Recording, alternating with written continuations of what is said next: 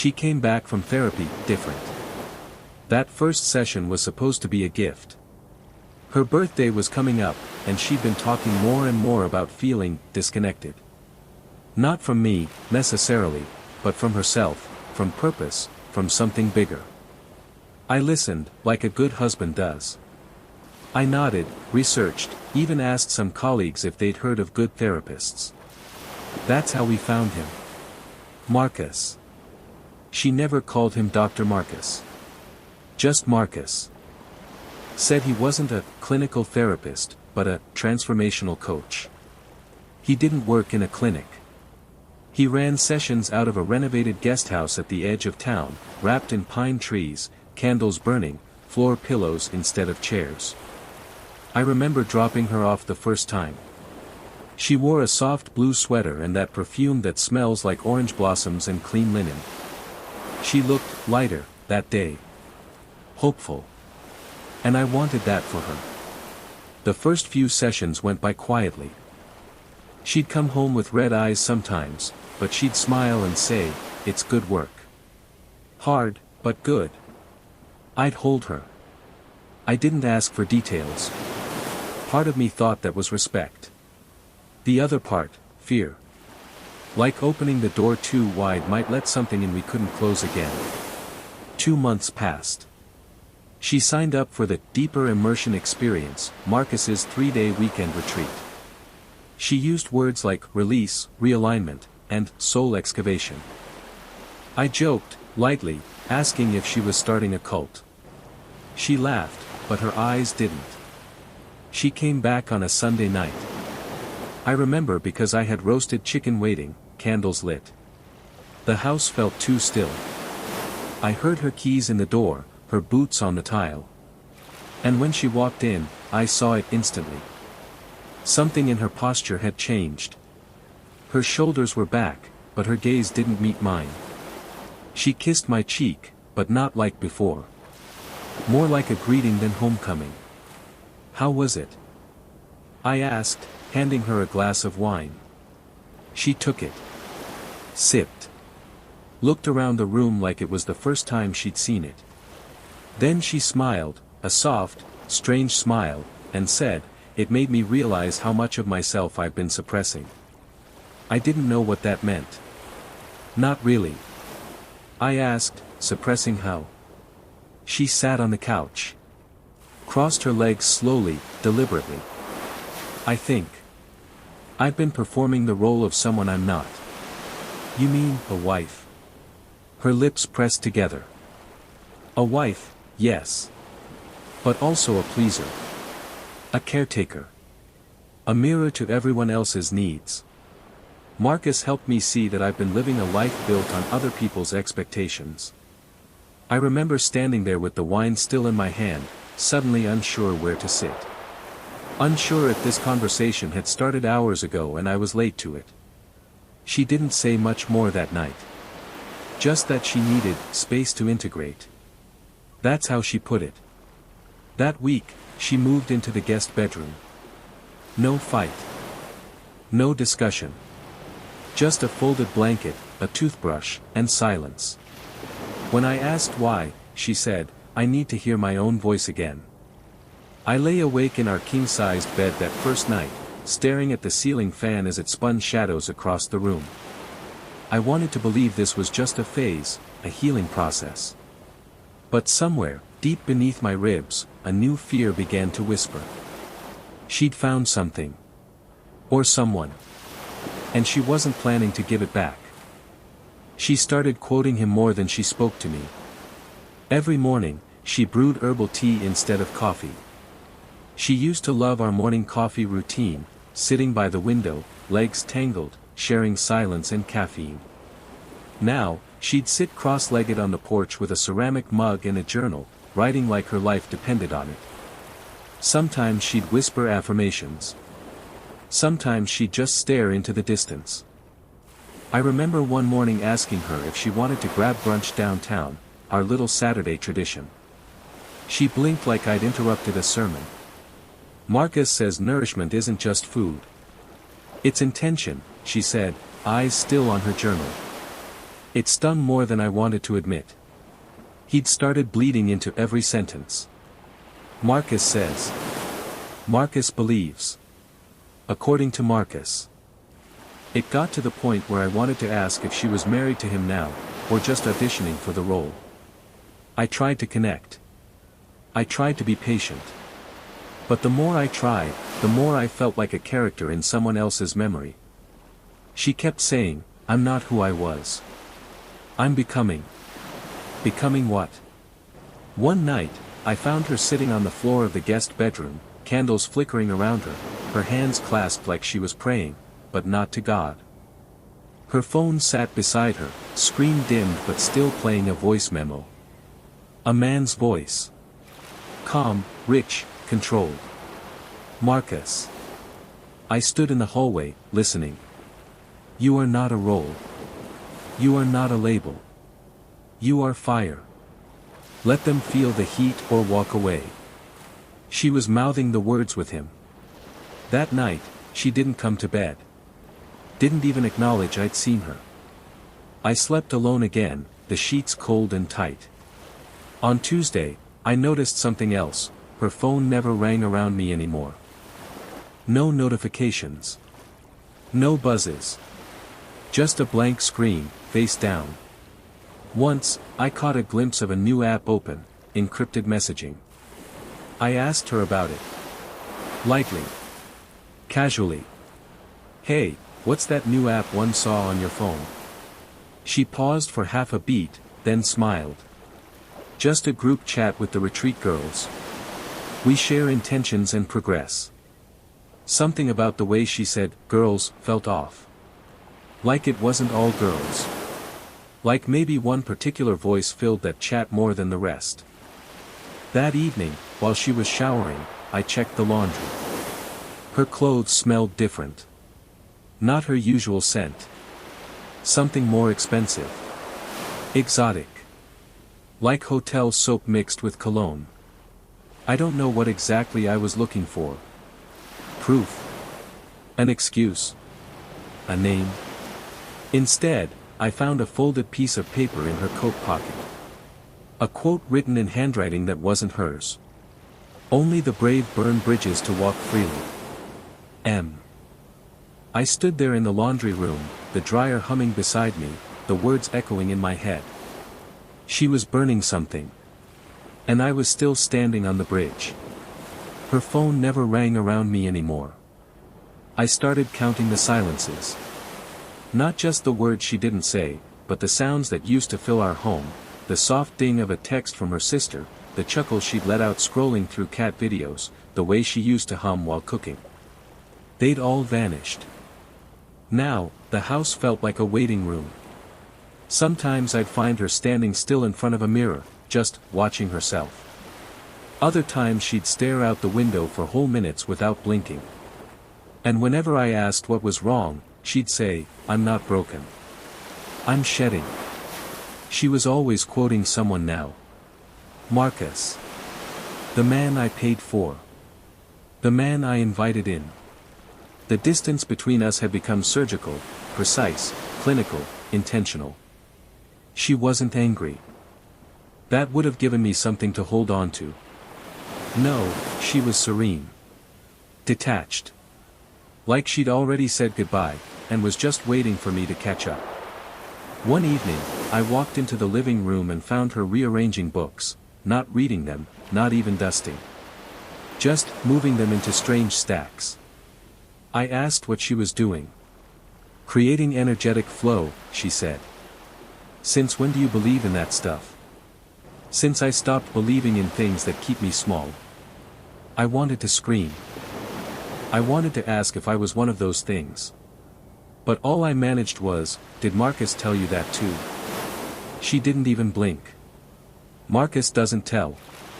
He reveals. That night, I couldn't sleep. My mind kept circling the same thought like a hawk. What if this wasn't just emotional? What if there was more? The next day, she left her laptop open. That might not sound like much. But lately, she'd been guarding her devices like they were state secrets. Seeing it just sitting there on the kitchen counter, screen still on, cursor blinking in a search bar, felt like a door left ajar. I told myself not to look. Then I looked. She'd been researching private therapy intensives in Sedona. Flight prices. Dates. One tab had Marcus's name in it, his full name. I copied it down. Marcus Langdon. Quick search. Website. Photos. And there he was. Tan. Smiling. White linen shirt open just enough to show a triangle of chest hair. Testimonials from women. Marcus changed my life. He made me feel seen again. His touch realigned me with my truth. Touch. My stomach turned. I clicked through to his event calendar. Her name wasn't listed, obviously. But there was a retreat scheduled in 2 weeks. Arizona. Couples welcome. Or singles ready to awaken. I closed the laptop just as I heard her footsteps. She came in with groceries, avocados, incense, a bottle of red wine with an unfamiliar label. Thinking of cooking tonight? I asked. No, she said, placing the bag on the counter. Just felt drawn to these. Drawn. It was the way she said it. Like everything now came from some place deeper than logic. Like she no longer needed to explain herself, because explanation was for people who still asked permission. I offered to cook, just to keep the night from unraveling. While the pasta boiled, I tried one last time. Hey, is there anything I should know? Anything you're not telling me?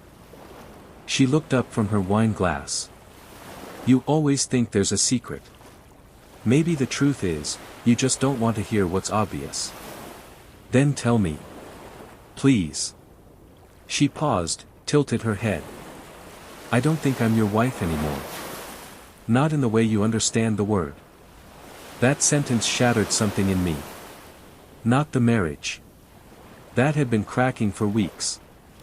No, it shattered the illusion I'd been clinging to, that if I just waited long enough, the woman I loved would come back. She wasn't coming back. Because she'd already left. I asked if she was in love with him. She didn't say no. It was a Tuesday night. The kind of night that used to mean pizza and a movie, her head in my lap, my fingers in her hair. But now the house breathed differently. Quieter. Like it knew how to brace before pain. She was folding laundry on the guest bed, humming something low and tuneless. I stood in the doorway, holding the edge of the doorframe like I needed its weight to stay upright. Are you in love with him? I asked. She didn't flinch. She didn't look up. Just folded a sweater, smoothed it, placed it on a stack. Do you think I owe you an answer to that? Yes, I said, barely above a whisper. She finally looked at me. Her eyes weren't angry. They weren't sad. They were resolved. Then I'm sorry. I can't give you one you'd accept. That was worse than yes. Worse than no. It was an answer shaped like absence. I went downstairs and poured whiskey into a coffee mug just to feel something hot. Sat in the dark kitchen while the ice maker rattled in the freezer like a mechanical breath. I felt pathetic. Like a man watching his life walk backward into fog. By midnight, I couldn't take the not knowing. I opened my laptop again. Typed in his name. Searched deeper this time. Found a podcast interview, Unlocking the Sacred Flame Within. I listened. 10 minutes in, Marcus was talking about intimacy as energy exchange, about boundary dissolving as a pathway to soul liberation. It wasn't therapeutic. It was seductive. I clicked on his personal blog. Scroll, scroll. There. A photo. A group shot from the last retreat. They were all barefoot in a circle, arms raised to the sky. And there, slightly to the left, half turned from the camera, was her. My wife. In a white linen dress I'd never seen before. Her hand was on his chest. The next morning, I brought it up. Calm. Like I was asking about the weather. Saw a photo of your retreat. You looked happy. She paused, then nodded. I was. You were touching him. We were in a vulnerable exercise. That's what we're calling it now. She sighed. Why do you need to label everything? Can't you just accept that I felt alive there? I thought you felt alive here. With me. With our life. Maybe I did. Maybe that was a different version of me. She said it like it was nothing. Like love was an outfit she'd outgrown. I wanted to scream. Throw something. But instead, I walked out. Got in the car. Drove nowhere. Just circled blocks until the sun dipped low and the headlights came on. That night, I tried something I hadn't done in weeks. I called her phone. She didn't answer. The next day, she was gone again. Said she had a women's circle 2 towns over. Would be gone overnight. I asked if Marcus would be there. She smiled. Not with her mouth, with her silence. That smile gutted me. I slept on the couch, fully dressed, waiting for headlights. At 2:37 a.m., I heard the door. She walked in quietly, heels in hand, hair damp. Didn't want to wake you, she whispered, even though I was sitting right there. She passed me like I was furniture. And all I could think was, I'm the one who signed her up for that first session. I opened the Notes app on my phone and typed a single question. How do you reclaim someone who doesn't think they need rescuing? In the video, they kissed under the trees. It came from her old friend Lexi. A video message, no caption, just a 14-second clip dropped into my phone like a live grenade. I didn't open it right away. I stared at the thumbnail for a full minute, thumb hovering, already knowing it would ruin something that couldn't be unruined. And still, I tapped. Twilight. Flickering firelight. Laughter off-screen. They were in a wooded clearing, circle of chairs and candles, a cheap Bluetooth speaker humming something slow and ethereal. The camera pans, briefly, shakily, and there she is. My wife. Her hair pulled back, loose dress floating in the breeze, barefoot. And beside her, Marcus. He said something I couldn't hear. She laughed, threw her head back like she used to with me. And then. He leaned in. Not a moment of hesitation. No awkwardness. Like it had happened before. Like it was a ritual. He kissed her. Not fast. Not hidden. A slow, deliberate kiss, one hand cradling her face, the other on the small of her back. She melted into it. Smiled against his mouth. The video cut off mid-laugh. I sat there on the floor of our bedroom, back against the dresser, phone slipping from my fingers. There was no ambiguity anymore. No space for doubt. No room to convince myself she was being manipulated or confused. She was choosing this. That night, I didn't sleep. I walked the neighborhood instead, under yellow streetlights and the smell of cut grass. I thought about all the things we'd shared, holidays, inside jokes, grocery lists, that time she cried because the neighbor's cat went missing. All of it felt like a story someone else had lived. In the morning, I sat at the kitchen table waiting for her. When she came downstairs in yoga pants and that oatmeal-colored sweater, she didn't look guilty. Just fresh. Recharged. We need to talk, I said. She paused at the fridge. If this is about controlling my process. It's about the video. That stopped her. Lexi sent it. I saw it. You kissed him. She closed the fridge door slowly. Didn't move. Didn't speak. I waited. Finally, she said, I didn't think she'd betray me like that. I blinked. That's what you're upset about? That she exposed you? That she interfered with something sacred? Something not hers to judge? I pushed back from the table, laughing once, sharp, humorless. It's a kiss. With your coach. The man I paid for. The man you lied to me about. That's not sacred.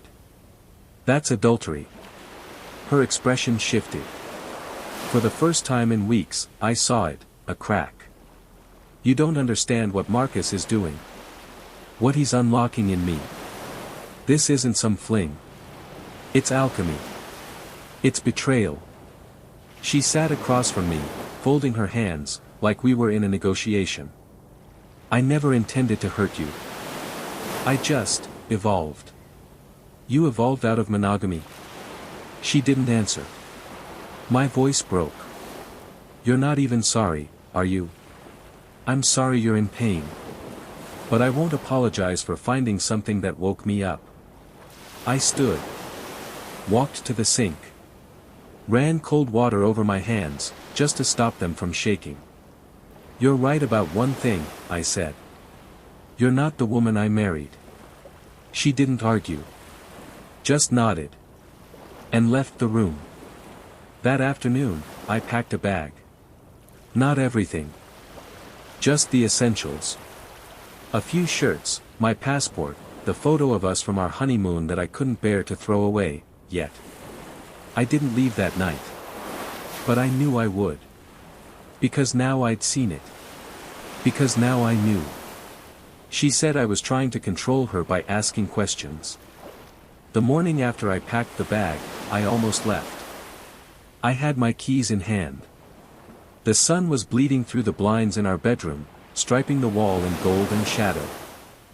I stared at the suitcase by the door like it was daring me to walk. And still, I didn't. Some sick part of me needed to hear her say it. Out loud. That she chose him. That this wasn't a phase, or therapy, or awakening. That it was betrayal. Instead, she made pancakes. Like nothing happened. Like the night before hadn't shattered the floor beneath us.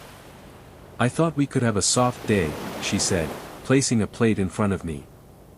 I stared at the syrup pooling on the plate. You kissed him. She exhaled slowly, like I was the difficult student in a classroom. You're fixated. I'm fixated because you're dodging. Because you won't say it. She sat across from me, still in her robe. Hair wet from the shower. Calm. You're trying to control the narrative. You're making this about right and wrong. But it's not binary. It's evolution. It's infidelity. Is it? Or are you just threatened by my expansion? The word hit like a slap. Expansion. I laughed. Not because it was funny. Because it was so absurd I didn't know how else to bleed it out. I'm sorry, did your expansion accidentally land on his lips? She pushed the plate away. See? You're not safe to talk to. You're reactive. This is why I couldn't bring this to you. That moment broke me in a quiet way. Because she'd flipped it. She wasn't the one who betrayed. I was the one who made her silence necessary. She'd rewritten the story in real time, and I was the villain now. The jailer. The obstacle to her becoming. I didn't finish the pancakes. That afternoon, I sat in the garage and opened my old notebook from college. I hadn't written in it in years.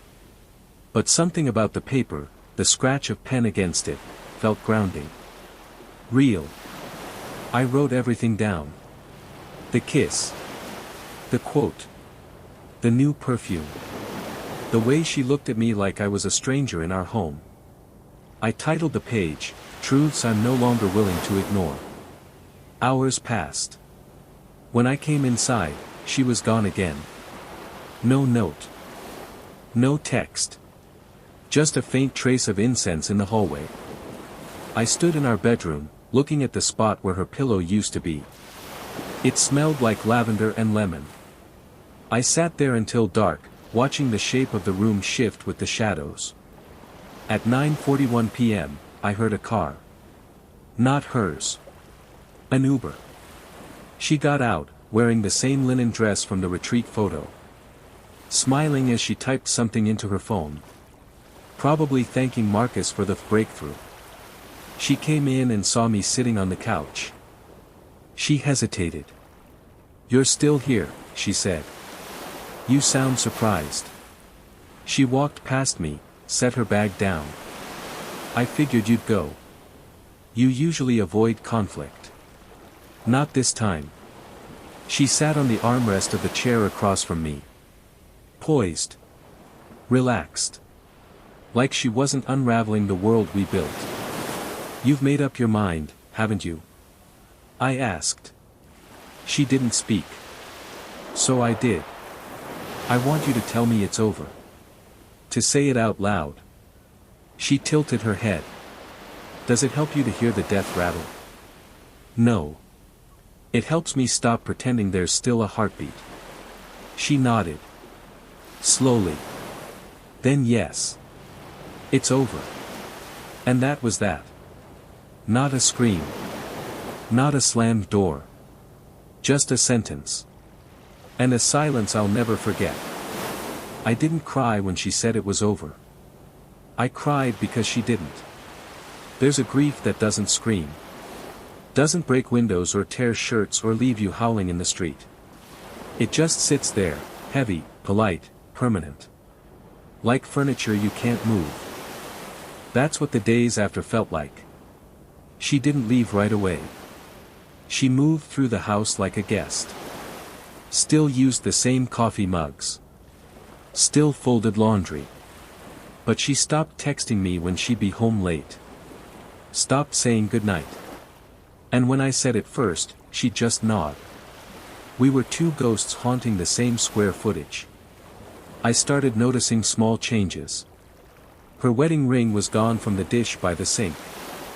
A box of her books disappeared from the study. She unsubscribed from the streaming services we shared.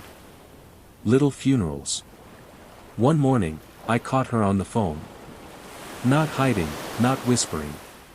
Just standing in the sunroom, barefoot, smiling like she used to, with him. Laughing at something he said.